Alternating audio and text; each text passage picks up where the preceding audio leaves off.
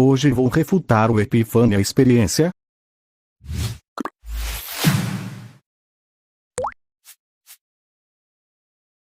Ok, então, Deus existe? Essa pergunta é muito importante para a filosofia. Não existe. Pelo menos não esse Deus. Esse Deus que você tem em mente quando ouve a palavra Deus.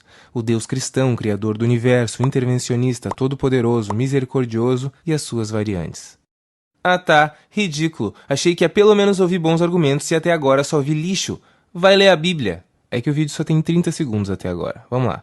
Uma das maiores conquistas do cristianismo foi essa, fazer as pessoas acreditarem que qualquer discussão sobre Deus gira em torno da Bíblia. Primeiramente que você não usa nada para confirmar que o cristianismo realmente teve essa conquista, você não se baseia em documentos, livros, artigos e literalmente nada.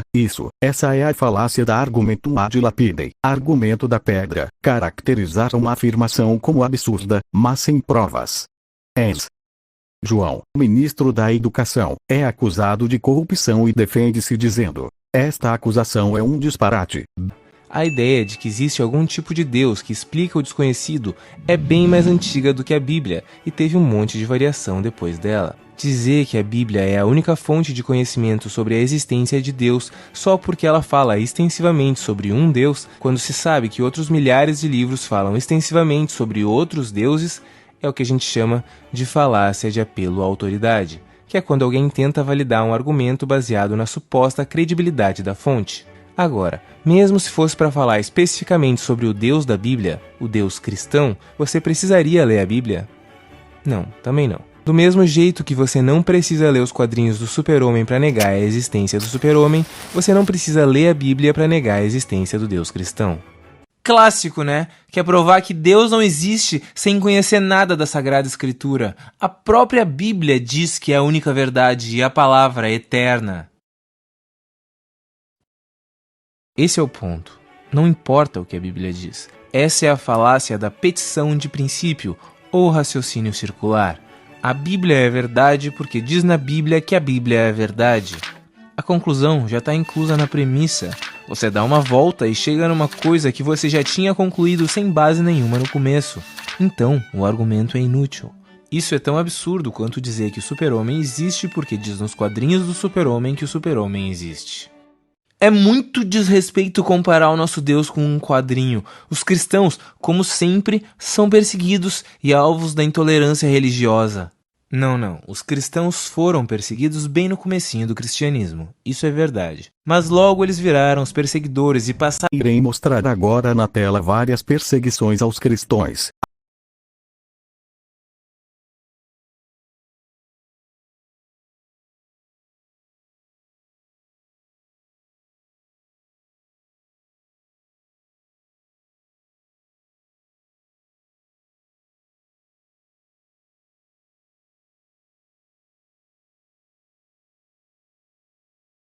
séculos, toda a Idade Média com o poder nas mãos e perseguindo todo mundo que discordasse deles. A tolerância religiosa surgiu principalmente para proteger as pessoas do cristianismo, e não o cristianismo dessas pessoas. Mas é claro que ela também protegia o cristianismo.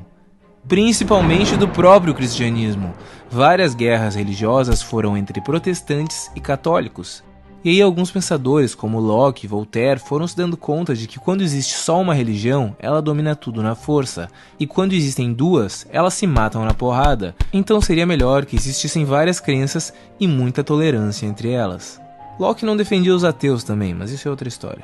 Hoje em dia, boa parte dos cristãos só abraçam o argumento da tolerância religiosa por falta de escolha, porque mais ou menos a partir do Renascimento, a ciência começou a ganhar muito espaço, e a igreja perdeu seu poder hegemônico, o que foi fazendo com que ficasse cada vez mais difícil silenciar quem discordasse dela.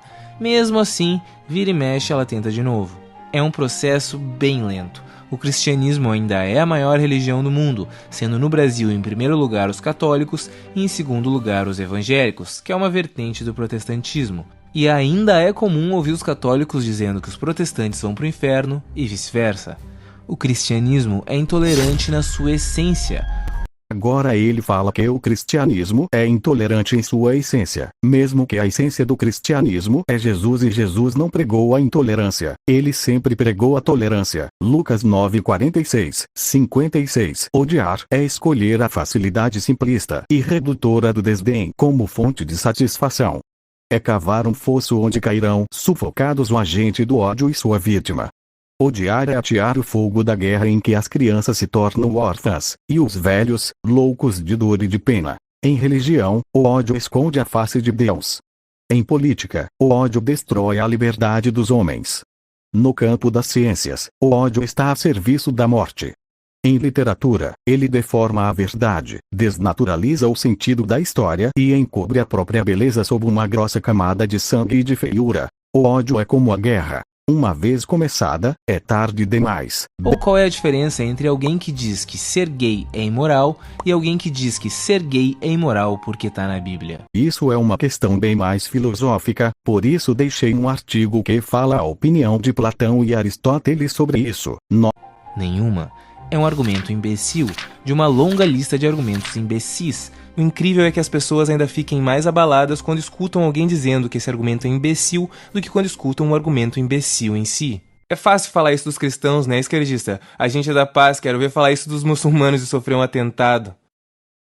Não tem problema, o Deus muçulmano também não existe. Ele nem é muito diferente do Deus cristão, na verdade. Os deuses hindus não existem, não literalmente. O Deus espírita, por favor. E se a sua religião não foi retratada, perdão, o Deus da sua religião também não existe. O grande problema não é que isso irrite profundamente os religiosos, mas que isso incomoda até mesmo os ateus. Outra grande conquista do cristianismo foi fazer os ateus acharem que é ridículo ser ateu, que tem que deixar os religiosos em paz enquanto eles falam Novamente a falácia da argumentum ad lapidem, que a Terra é plana, que tem velho rico se injetando sangue de criança, que a teoria da evolução é uma piada, que mudança climática não é um problema. Praticamente todo mundo sabe que criticar as religiões não significa que quando a sua avó fala "Deus te abençoe, meu netinho", você tenha que responder "Cala a boca, velha, Deus não existe".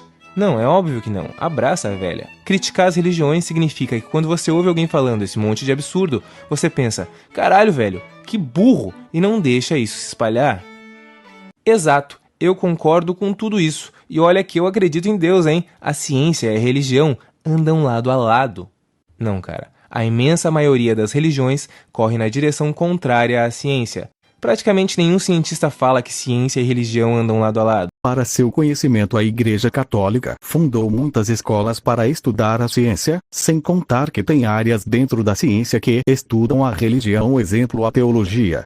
Quem fala isso são os religiosos, e eles só falam isso por falta de escolha. Como o espaço que a ciência conquistou é grande demais, e fica cada vez mais claro o quão absurdas são as explicações religiosas sobre a realidade, acabou virando aquele velho, se não pode vencê-los, junte-se a eles. Enquanto a religião era soberana, a ciência era silenciada e condenada ao máximo possível. A ciência tenta explicar as questões fundamentais da vida e do universo com estudo, cálculo, investigação e rigor científico. A religião explica qualquer mistério com Deus ou qualquer outra derivação invisível. Uma busca a verdade e a outra busca o conforto. Parece que a ciência acabou virando a sua religião, né? A ciência não explica tudo, cara. Tem muita coisa que foge à nossa compreensão. Exatamente, tem muita coisa que foge à nossa compreensão. É por isso que a gente continua estudando. Se foge à nossa compreensão, a gente não inventa uma explicação fantasiosa, a gente estuda.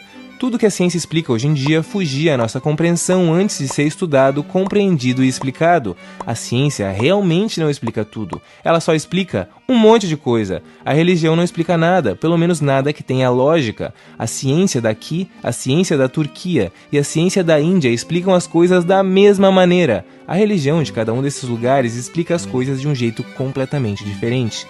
Cada um mais absurdo do que o outro. É, jovem, é que Deus a gente não explica, a gente sente. Você não teve uma experiência direta com o nosso Criador, eu tive. Eu inclusive ia acabar com a minha própria vida. Eu tinha tudo programado, mas na hora eu recebi uma mensagem de Deus. Aquilo pra mim foi uma prova clara de que eu não tô sozinho. A gente tem em média 800 mil pessoas se matando por ano. Você realmente acha que Deus pensou, deixa essas 800 mil se matarem, tá de boa. Mas você não. Por favor, você é muito importante. Toma aqui meu sinal. É que nem todo mundo presta atenção no sinal divino, moleque. Nem todo mundo entende o recado de Deus. Ah tá, porque quando alguém tá prestes a se matar é o melhor momento pra enviar uma charada. É difícil escolher o que é mais absurdo. Acreditar que um ser onisciente, onipresente, onipotente e onibenevolente erra 800 mil vezes por ano, ou acreditar que um ser onisciente, onipresente, onipotente e onibenevolente escolhe deixar 800 mil pessoas se matarem por ano. Qual é o seu problema, hein, cara? Por que você não deixa as pessoas em paz? Cada um acredita no que quiser. Se Deus não existe, que nem você diz, por que você se preocupa tanto em provar que ele não existe? Se alguém te dissesse que acredita em lobisomem, você riria, porque é uma crença absurda. E é engraçado ver alguém que acredita numa crença absurda. Mas tudo bem, deixa ele. Agora, se ele continuasse dizendo que anda com um revólver cheio de bala de prata para se proteger dos lobisomens, e que tem que fazer o maior número de pessoas comprarem balas de prata, e que a gente tem que começar uma guerra contra os lobisomens, e que o mundo vai se dividir entre os lobisomistas e os anti-lobisomens, ficaria um pouco mais complicado de achar graça, porque a loucura já estaria em um nível perigoso, e ninguém quer um louco carregando um revólver cheio de bala de prata por perto. Tem uma grande diferença entre respeitar uma crença absurda e deixar que essas crenças absurdas interfiram no nosso mundo. O cristianismo é um dos maiores problemas do Ocidente, começando pelo fato de que até hoje é impossível eleger um presidente que não acredite em Deus, ou pelo menos finja que acredita em Deus. Mas também dá para citar alguns motivos mais tangíveis, tipo a Inquisição, a Guerra dos 30 Anos... Vou responder com um trecho de um vídeo do padre Paulo Ricardo. O mundo inteiro te diz, a Igreja Católica é uma desgraçada, a Igreja Católica se aproveita de você, a Igreja Católica não está nem aí, a Igreja, olha as desgraças da Igreja Católica, olha a Inquisição, olha as cruzadas, olha não sei o quê. E eles fazem aquela caricatura da Igreja, exatamente pegando os traidores da Igreja, ou seja, é coisa absurda. O mundo faz o seguinte, pega o currículo de todo mundo que traiu a Igreja e diz, beija a Igreja Católica. Mas, poxa vida, você não vê que são os caras que estão lá dentro acabando com a igreja? Você não estuda a história da arquitetura estudando a história dos prédios que desabaram. Você estuda a história dos prédios maravilhosos que estão de pé até hoje. Você quer estudar a história da igreja? Olha as cruzadas... Não, pera aí, as cruzadas foram só uma resposta ao islamismo. Ok, beleza, então conta como 2 motivos. As guerras religiosas francesas, a caça às bruxas... Tá, chega! Não, peraí, eu não acabei. A rebelião Taiping, todas as pessoas que não buscam tratamentos médicos, o dízimo e o pior de todos, tirar o Rodolfo dos Raimundos. Absolutamente nenhuma dessas pessoas que cometeram essas atrocidades em nome de Deus são cristãs de verdade. Essa é a falácia do escocês de verdade, que é mais ou menos assim. Um cara fala, nenhum escocês bota gelo no uísque. O outro fala, ué, meu tio é escocês e bota gelo no uísque. E aí o primeiro responde, tá, mas nenhum escocês de verdade bota gelo no uísque. Agora troca escocês por cristão, gelo por cientista e uísque por fogueira. Amigos e Santo Agostinho e Santo Tomás de Aquino eram cientistas. É diferente. A maioria das pessoas não entende a palavra do nosso Senhor Jesus Cristo. Mas será que na hora de trazer a palavra mais importante da história da humanidade, não dava para ter sido um pouquinho mais claro? Ninguém entende o homem. E tá bom, beleza, vamos lá. Suponhamos que Jesus realmente tenha sido a encarnação de Deus, e o Filho de Deus, e Espírito Santo, que aliás já começou meio complicado, e suponhamos que ele realmente tenha vindo para resolver as coisas. A gente tem livre-arbítrio, não tem? É o que a Bíblia diz, pelo menos. E a gente é cheio de falhas e estraga tudo, não é? É o que a Bíblia diz, pelo menos. Então a gente também estragou a Bíblia. Ela passou pelas mãos de muita gente. Entre o livro mais antigo e o livro mais recente que compõe a Bíblia, foram uns 1500 anos. Imagina se uma palavrinha se perdeu, se uma página se perdeu, se um capítulo se perdeu. Imagina se um copista errou na hora de passar limpo. Imagina se alguém distorceu as coisas em benefício próprio.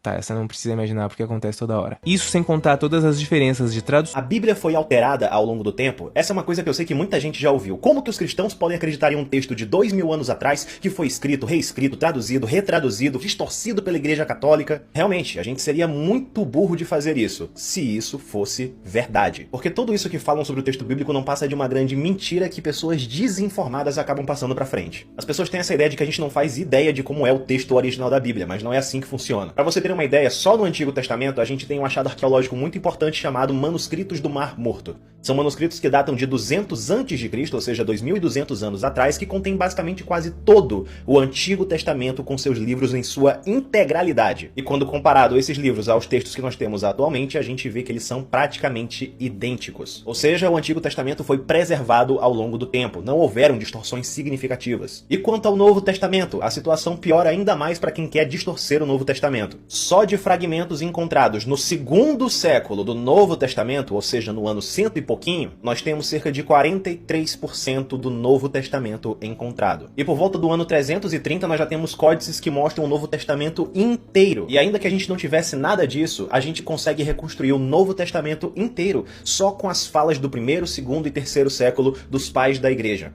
Pois esses homens que viveram nesse período de início do cristianismo, eles escreveram diversos textos onde eles citavam o Novo Testamento. Ao todo são mais de 1 milhão de citações. Escritores famosos como Daniel Wallace e Bart Ehrman concordam que a quantidade enorme de textos que nós temos dos pais da igreja são suficientes para reconstruir sozinho o Novo Testamento. E talvez o argumento mais forte que a gente tem a favor do Novo Testamento é uma coisa chamada crítica textual. Para você que não sabe, crítica textual é basicamente um método científico utilizado para atestar a autenticidade de documentos históricos, se aquele texto que está naquele documento é fiel ao original. Esse método leva em consideração principalmente 2 critérios, que no caso é a quantidade de manuscritos encontrados, porque quanto mais manuscrito, mais material a gente tem para comparar e descobrir o texto original, e também o intervalo de tempo entre a data em que aquilo foi escrito e a cópia mais antiga que nós possuímos. Quanto menor esse espaço de tempo, melhor. E adivinha qual é o texto que é campeão nesse critério? Exatamente, o Novo Testamento. O Novo Testamento possui 5.800 cópias manuscritas só em grego, que é o idioma original em que ele foi escrito. E como eu falei, só no 2º século a gente já acha fragmentos suficientes para reconstruir 43% do Novo Testamento.